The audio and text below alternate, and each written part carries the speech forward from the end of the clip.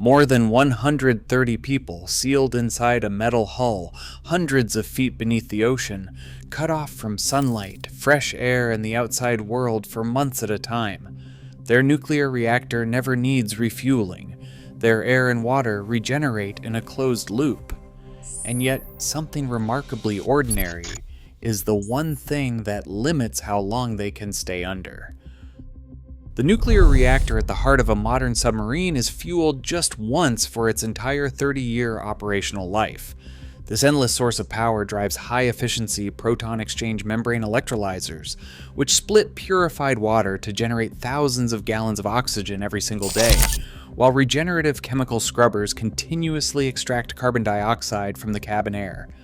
To supply the crew and machinery, high-pressure reverse osmosis desalination units pump out up to 12,000 gallons of fresh water daily directly from the surrounding ocean, while active condensation systems capture and recycle internal humidity. Technically, these advanced closed-loop systems allow the vessel to remain submerged for an extreme, record-breaking benchmark of up to 11 months. Yet while the machine is built to endure almost indefinitely, human survival relies on a far more vulnerable resource. A fast-attack submarine can only carry about 90 days of food in its freezers and dry stores.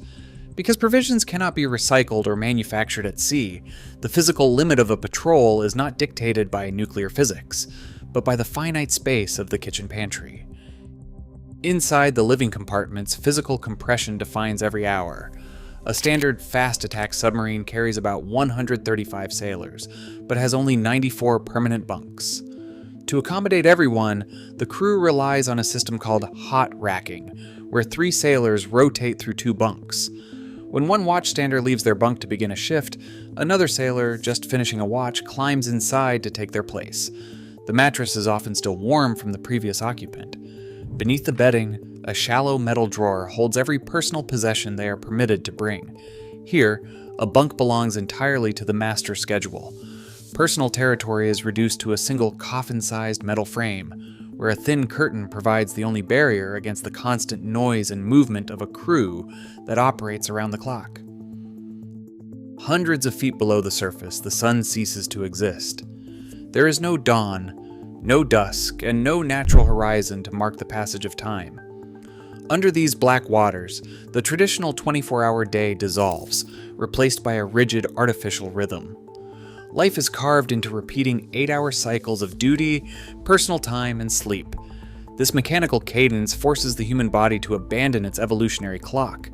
Without sunlight, the brain relies on the submarine's interior lighting, switching from white to red at scheduled intervals, and the routine rotation of shifts to gauge the passing hours. A veteran sailor recalls how the weeks bleed together, until the ticking of the boat's schedule is the only thing keeping mind and muscle anchored to reality. In this sensory void, the submarine's master timeline becomes the crew's sole compass in a world without days. In a space this confined, survival relies on a strict self-imposed social contract. The crew relies on unwritten, unofficial rules to prevent friction from turning into active hostility. To prevent acoustic detection, and to respect those resting, no one slams a door. In the berthing areas, sailors move in near total silence, slipping past curtains without a sound. Inside the wardroom, discussions of politics and religion are entirely banned to preserve unit cohesion. Even personal hygiene follows a rigid discipline. Showers are strictly limited to 3 minutes to conserve the fresh water. These silent agreements are not found in Navy manuals, but they are enforced daily by mutual restraint. When 130 people live packed inside a steel tube for months, these small, daily acts of courtesy are the only thing keeping the peace. A submarine on a 6-month deployment may rise to communication depth fewer than 20 times. When the sail cuts through the thermal layers to raise an antenna, the crew's connection to the world is restored for only a few fleeting minutes. This is when family messages, limited to a few dozen text-only words, are downloaded. There are no phone calls, no photos, and no immediate replies. In the deep, these brief text messages, known as family grams, are read and reread in the quiet darkness of a bunk. A sailor might learn of a child's first steps weeks after they occurred, or read about a family crisis they are powerless to help resolve.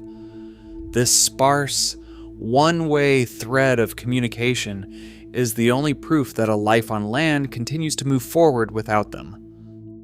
Number 17. Meatloaf with tomato glaze and green beans. To counter the grinding isolation of the deep, the Navy relies on its most effective psychological tool, the submarine galley. Widely regarded as the finest dining in the military, the kitchen operates 24 hours a day, turning out meals that anchor the crew's sanity. Chefs prepare prime rib, lobster tails, and fresh-baked bread, making the mess deck a communal sanctuary. Here, food is more than nutrition. It is a tangible marker of time and comfort. Daily desserts and scheduled ice cream nights provide essential milestones of relief in an otherwise featureless schedule. This focus on high-quality food dates back to World War II, when the Navy operated floating ice cream barges to boost spirits across the fleet.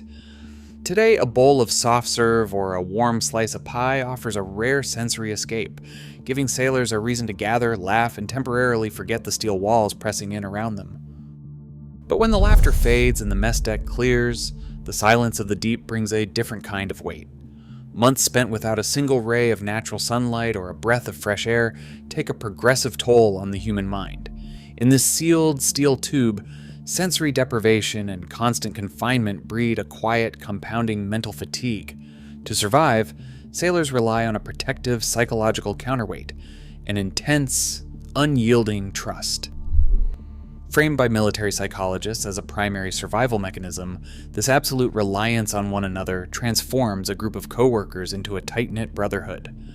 Every volunteer on board knows that their survival rests entirely in the hands of the person standing next to them, forging bonds that are as indestructible as the hull itself. Beneath hundreds of feet of ocean, that absolute trust faces its ultimate test during an emergency. In a sealed steel hull, there is no escape and no immediate outside rescue. A fire rapidly consumes the limited oxygen, filling compartments with toxic smoke, while a high-pressure leak turns the crushing weight of the sea into an unstoppable torrent. This danger shaped modern operations after the loss of the USS Thresher in 1963, prompting the creation of the strict subsafe program. Today, survival relies entirely on instinctive action. Every sailor is a highly trained firefighter and damage control specialist. The crew runs monthly firefighting drills and complex flooding simulations, learning to seal heavy, watertight bulkheads in seconds. In the deep, there is no time to think. Safety is maintained through muscle memory and the absolute reliability of redundant systems.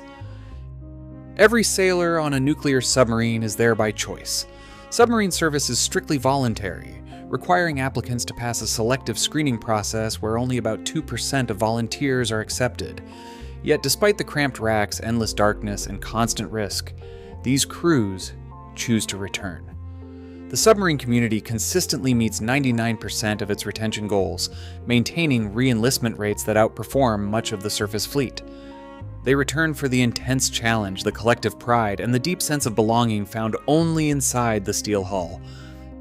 Today, as global tensions deepen, the ultimate weight of deterrence rests not on engineering, but on human endurance.